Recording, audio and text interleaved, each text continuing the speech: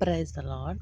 ప్రియ దేవుని బిడ్డలారా, మనము దానియేలు గురించి చిన్న కథను తెలుసుకుందాం. దానియేలు ప్రతిరోజు దేవునికి ప్రార్థించేవాడు. దానిని చూసిన కొంతమంది అసూయతో అతనిని ఎలాగైనా రాజుకి పట్టించాలి అనే ఆలోచనతో దానిని చూసిన కొందరు అతనిపై కుట్ర చేశారు. రాజు ఆజ్ఞ అతనిని సింహాల గుహలో వేయించారు. అది ప్రమాదకరమైన స్థలము. కానీ దేవుడు సింహాల నోళ్లను మూసివేశాడు.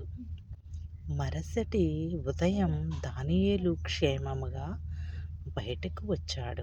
ప్రియా దేవుని బిడ్డలారా, ఇది మన పిల్లలకు దానియేలు గురించి కథలుగా మనం చెప్పగలిగితే మన బిడ్డలు దానియేలు వలె ప్రార్థనాపరులు అవుతారు. దానియేలు ప్రతిరోజు కూడా దేవునికి ప్రార్థించేవాడు. దానియేలు యథార్థవంతుడు.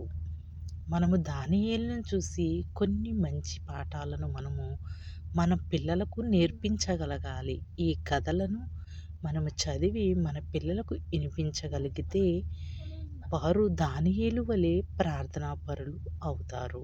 ప్రియ దేవుని బిడ్డలారా, మనము ప్రతిరోజు దానియేలు కథలను చదువుకుందాం.